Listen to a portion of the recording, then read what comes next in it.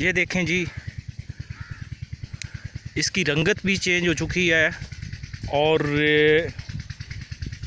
ये पौधा आपके सामने है। पहले वाली वीडियो भी आपने देखी और ये वीडियो भी देखें कि कितना फ़र्क हुआ है 10 दिनों में। ये बैक्टीरिया कल्चर इस्तेमाल करने का जो मुमताज़ साहब ने मुझे दिया था, वेस्ट डिकम्पोज़र, तो ये एक दफ़ा सिर्फ़ अभी इस्तेमाल किया गया है। जो बुखारी साहब ने दिया था वो हमने दूसरे एकड़ को कल लगाया है। तो ये जो है 10 दिन पहले, तो अभी आपके सामने ये पौधे देखें, माशाल्लाह कद के लिहाज से भी और काली स्याह रंगत हो गई है।